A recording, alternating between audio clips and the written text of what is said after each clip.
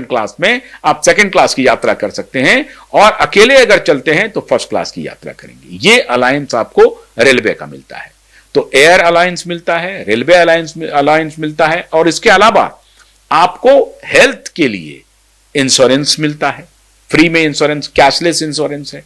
आप अगर बीमार पड़ते हैं तो कैशलेस इंश्योरेंस है आपके पास। ये सारी सुविधाएं मिलती हैं एमएलए को, और एमपी को भी उसी तरीके से अनुपात में ये सारी सुविधाएं मिलती हैं। अब सवाल है, और उपराष्ट्रपति अगर आप बने हैं, किसी प्रधानमंत्री के पद पर हैं या कैबिनेट मिनिस्टर हैं, तो उनका भी पेंशन आपको अलग मिलेगा। अगर आप किसी कॉन्स्टिट्यूशनल पोस्ट पर हैं और उससे अगर आप रिटायर होते हैं तो प्रोपोर्शनेट जो होगा वो आपका जो लास्ट सैलरी ड्रॉन है उसके हिसाब से आपको पेंशन मिलेगा, उसका पेंशन अलग मिलना है। अब सवाल है कि धनखड़ साहब ने एमपी के लिए अभी तक अप्लाई नहीं किया है, क्या इंतजार करना चाहिए? क्या एमपी के लिए भी वो अप्लाई करेंगे? और उपराष्ट्रपति के लिए भी अप्लाई नहीं किया है, क्या इसके लिए भी इंतजार करना चाहिए? लेकिन सबसे पहले उन्होंने, जबकि वो एमपी पहले हैं, 1989 से 1991 तक वो मेंबर ऑफ पार्लियामेंट हैं झुंझुनू से, एमपी के लिए पहले उनको अप्लाई करना चाहिए। लेकिन एमपी के लिए वो अप्लाई नहीं कर रहे हैं, वो अप्लाई कर रहे हैं एमएलए के लिए। अब दो पेच है, अभी हाल ही में उन्होंने अप्लाई किया है 1-2 दिन पहले, तो या तो 2-3 दिन इंतजार करना चाहिए। अगर वो एमपी के लिए अप्लाई करते हैं तब तो कोई बात नहीं है, लेकिन अगर वो एमपी के लिए, जो कि अप्लाई करेंगे ही करेंगे ऐसी उम्मीद है, लेकिन एमएलए के लिए अप्लाई करके उन्होंने ये बात जता दिया है कि उनकी नजदीकी कहां है, उनकी लॉयल्टी कहां थी।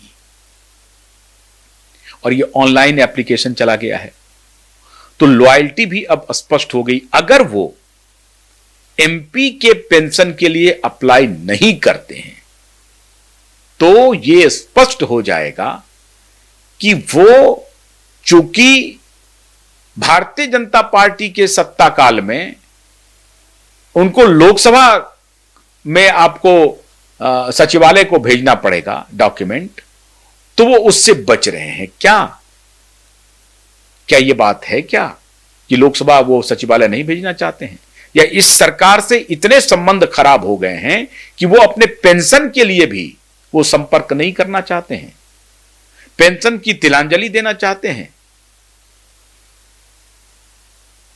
और अगर नहीं करना चाहते हैं तो अप्लाई उन्होंने अगर एमएलए के लिए किया है तो एमपी के लिए भी कर देते, उपराष्ट्रपति के लिए भी कर देते।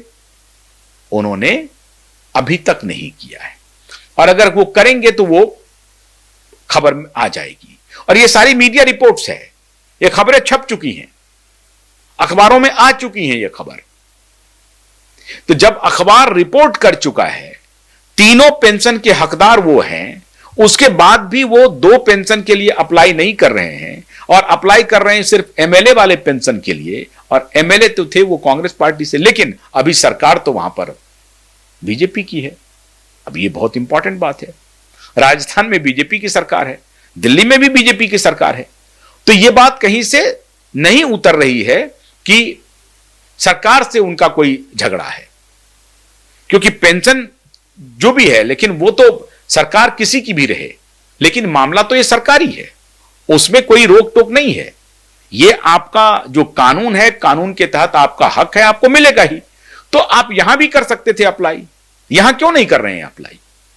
जिस आधार पर आपने वहां अप्लाई किया है उसी आधार पर एमपी के लिए भी अप्लाई कर सकते हैं, लेकिन उन्होंने एमपी के लिए अप्लाई अभी तक नहीं किया है।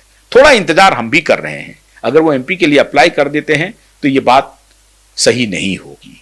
लेकिन अगर उन्होंने एमपी के लिए अप्लाई करना नहीं चुना और उपराष्ट्रपति के लिए भी नहीं चुना, जबकि एमपी वो बीजेपी के टिकट पर नहीं थे, वो थे चौधरी देवीलाल की जनता दल की पार्टी के टिकट पर थे एमपी, तो हम उम्मीद करते हैं कि वो एमपी के लिए भी अप्लाई करेंगे।